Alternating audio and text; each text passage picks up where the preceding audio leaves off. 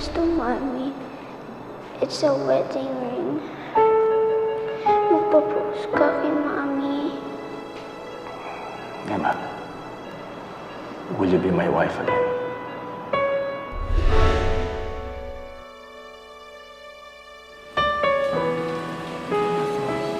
Uminom ka muna.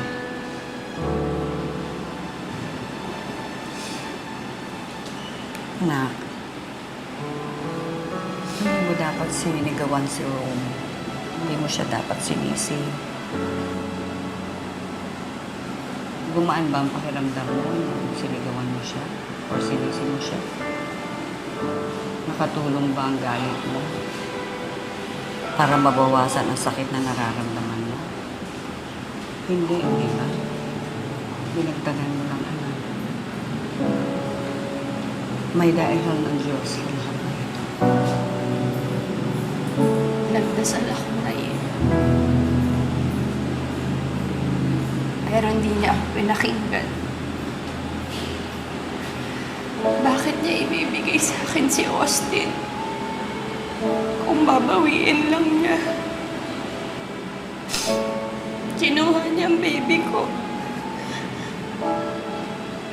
Pinatay niya na rin ako.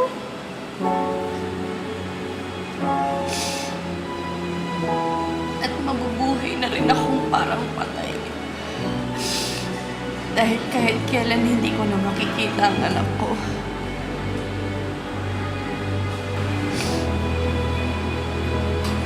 Tama na.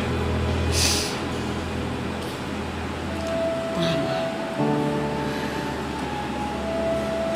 Wala tayong dapat sisihin, lalo na ang Diyos.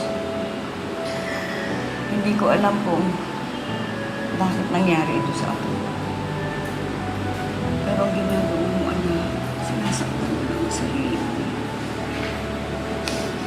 At saka, hindi ito ang gustong makita ni Austin para sa'yo.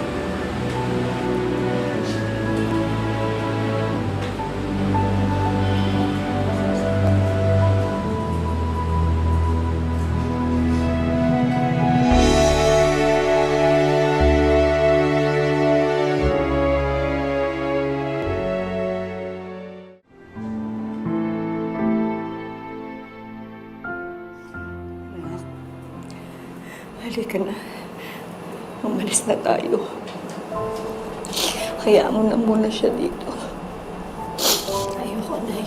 Anak, kumuha muna tayo ng damit ni Austin. Nagsabi na ako kay Rompe. Gusto ko pa ho siyang makasama. Alam niyo, Nay, bago namatay si Austin, masyado siyang clingy. Ayaw niya kami paalisin sa tabi niya.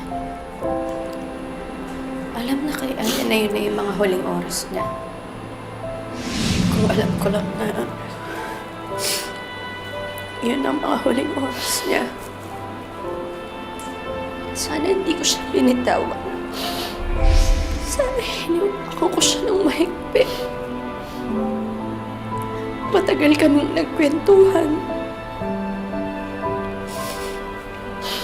Inamoy ko sana ang buhok niya.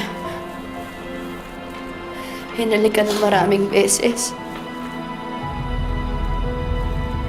Kasi hindi ko na magagawa yun ngayon.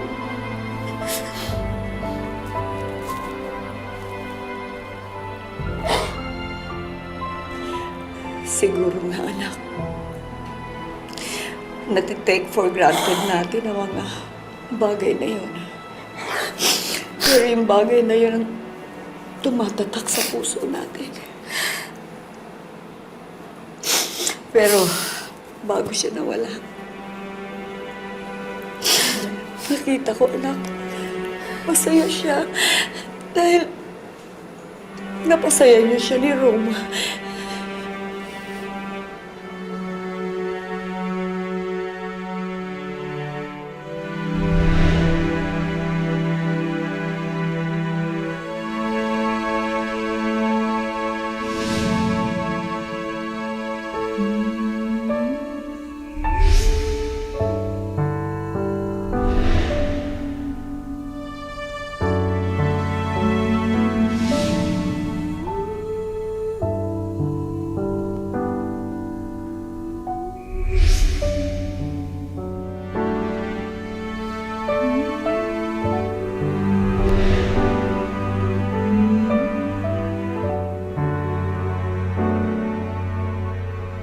kahit ilang ulit ko pang alalahanin.